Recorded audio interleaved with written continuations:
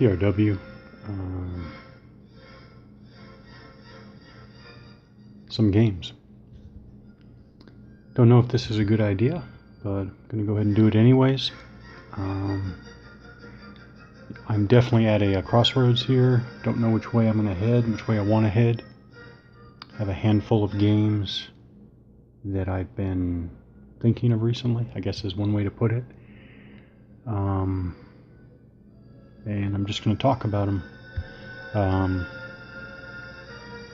The ulterior motive is to figure out which one I'm going to take a closer look at next. It is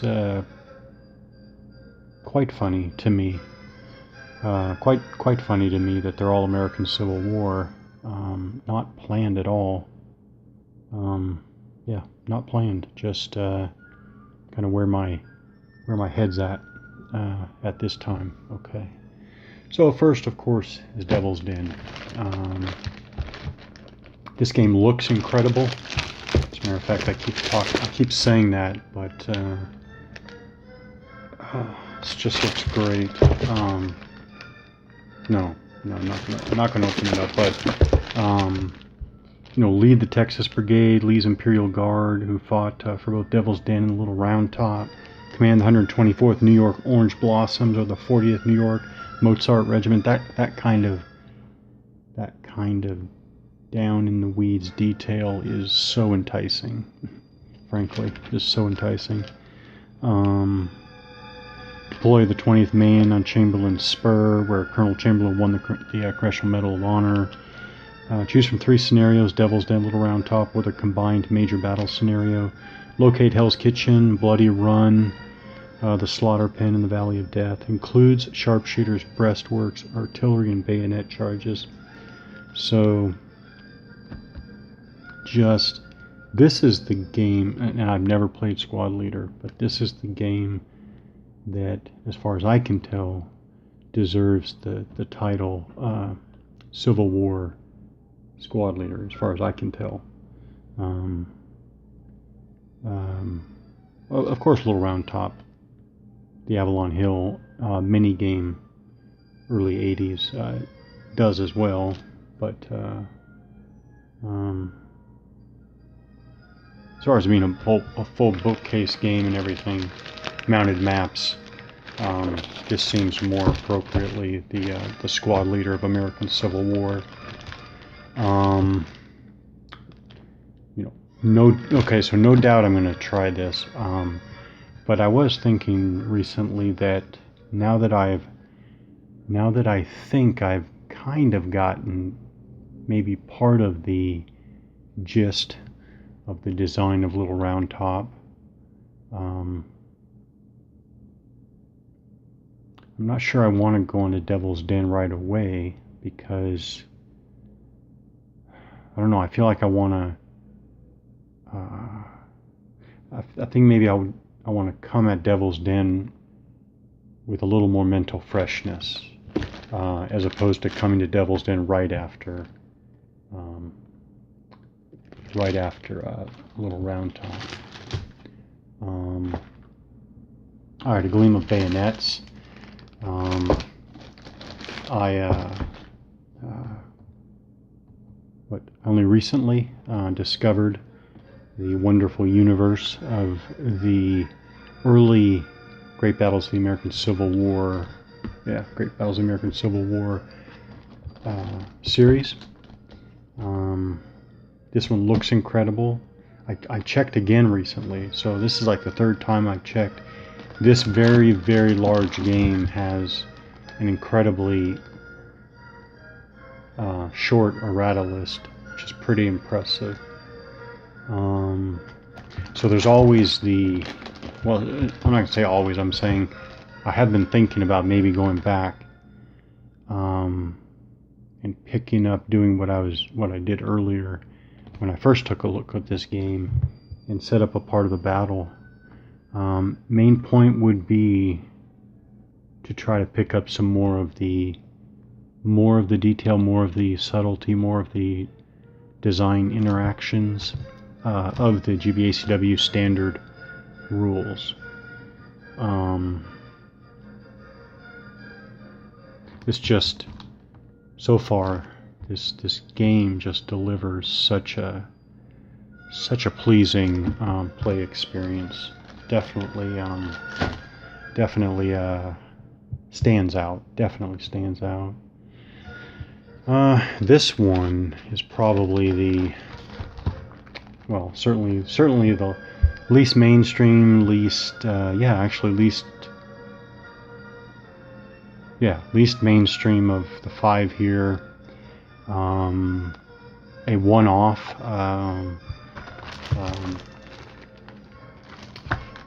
A Phone Boris design, which is unusual. I don't think of him as a Civil War game designer. I like his World War II stuff a lot, though. But that's not even the reason why I'm thinking about taking a closer look at this game.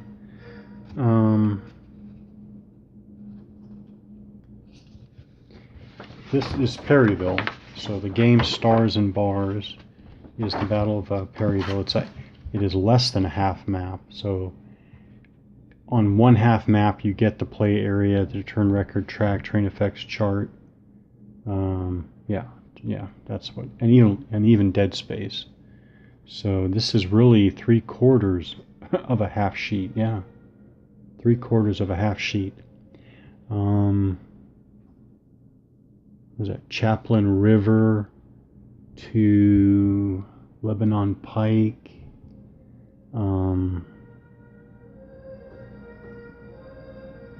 Crawford House, Harrodsburg Pike.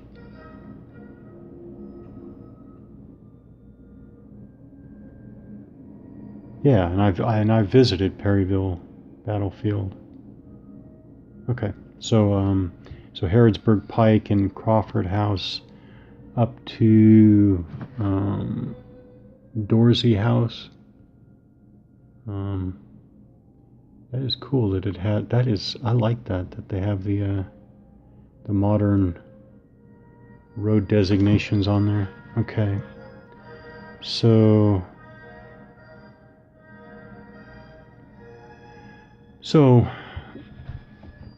this is my impression of this one. Very low counter count, very low unit counter count. 2 kinds of losses, temporary and permanent losses. I like that. I actually thought about that idea, and now I would see an implementation of it. My impression of Stars and Bars here is that it is really move and shoot, march and combat. I do think it essentially boils down to that, but why it's interesting is that combination of permanent and temporary losses. I find that intriguing because when I was skimming the rules, I was thinking, where's morale? Where's morale? But temporary losses is a kind of morale. That is a way of dealing with morale, as far as I can see. And so I would like to see whether that actually holds up to test and experimentation. So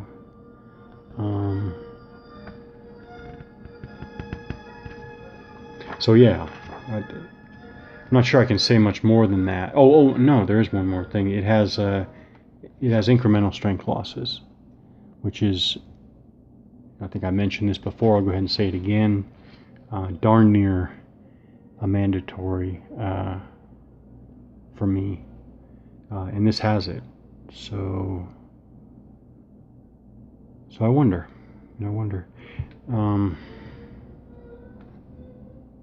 I just wonder about this game. I wonder.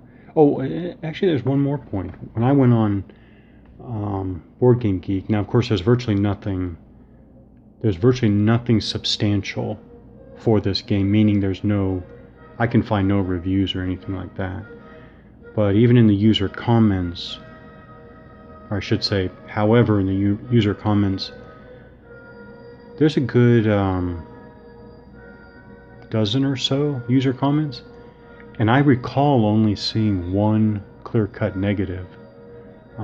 There were a lot of, I mean, this is relative, of course, to an incredibly low tier game here, but it had a lot of positive comments for it, which is quite unexpected, quite unexpected actually. So I wonder what's going on here with this one.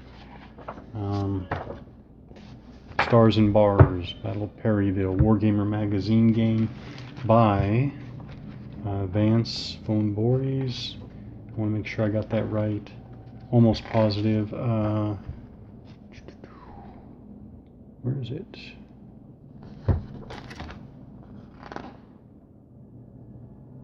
Hmm.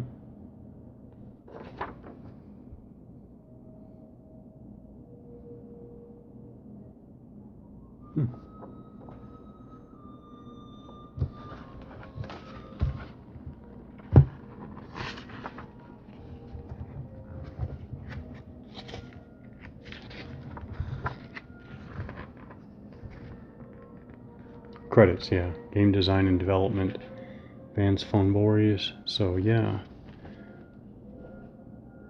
Um,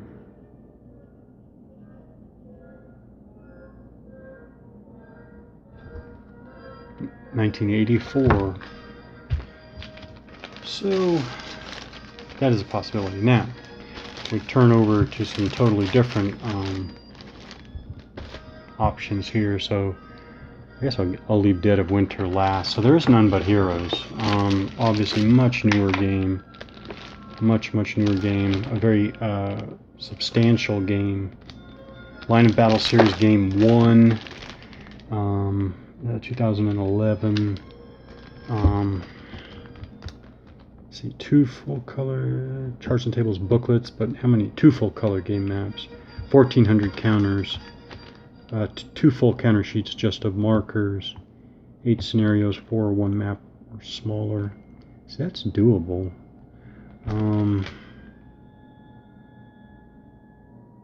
None But Heroes is the first game in the new Line of Battle series. While drawing on this game is all about the designer Dean Essig. So game designer Dean Essig, series designer Dean Essig. This is all about the designer for me. So while drawing on the lessons of over 20 years of ACW, American Civil War design work, of its 2 ancestors series, Line of Battle represents the next generation of ACW game design. No stone was left unturned in making this system the best gaming experience possible. All the unit rosters and paperwork that interfered with the fighting is gone. That's one way of putting it. That's one perspective. The typical and time-consuming multiple fire phases have all been integrated into movement, so the action is non-stop. Integrating fire with movement sounds good. Yeah. The historical units, generally regiments of infantry and batteries of cannon, actually show the combined arms interactions and tactics available at the time. So, yeah, it's, when do I get into this? When do I get more Great Battles of the American Civil War? First, do I get more there? Or do I try this one? It's especially since this is 2 maps Antietam, and 2 maps Antietam, and of course A Gleam of Bayonets is 2 maps Antietam. Where's the scale? The scale is not. Interesting that the scale is not on there. Yeah, so this map is one of the maps for Dead of Winter. So this, I got this Dead of Winter, shrink wrapped, mint condition. This also is Great Battles of the American Civil War series, obviously, and I have the new Dead of Winter and the new GMT version. Haven't tried it, have no interest in trying that yet, just have no interest, just that's not even on my radar, but I do have it. No, I got this older version of Dead of Winter for two reasons, really. Funny that Sherman's mentioned.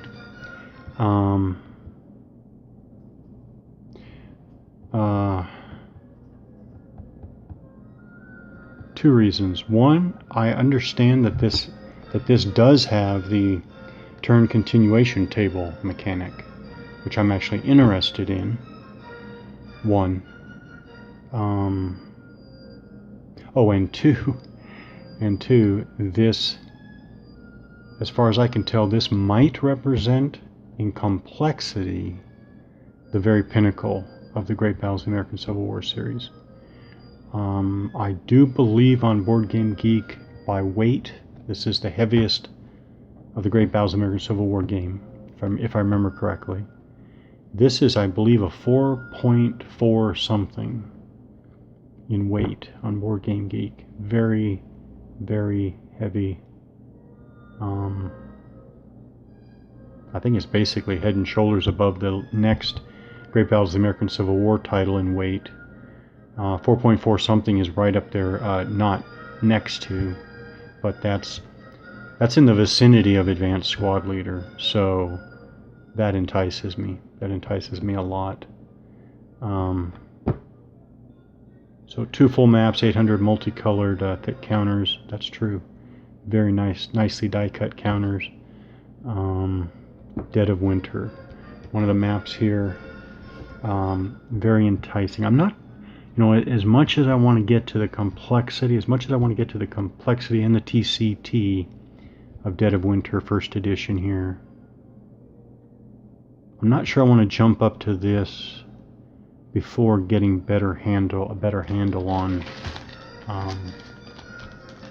the older Great Battles of the American Civil War standard series rules.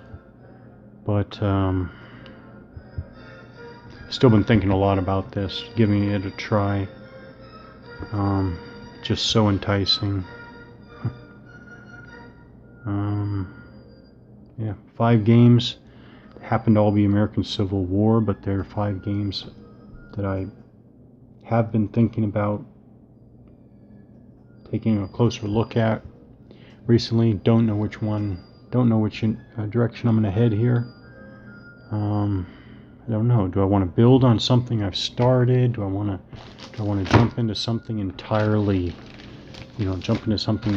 new? Do I want to do something more obscure? Do I want to do something more, more well known? So hard to choose.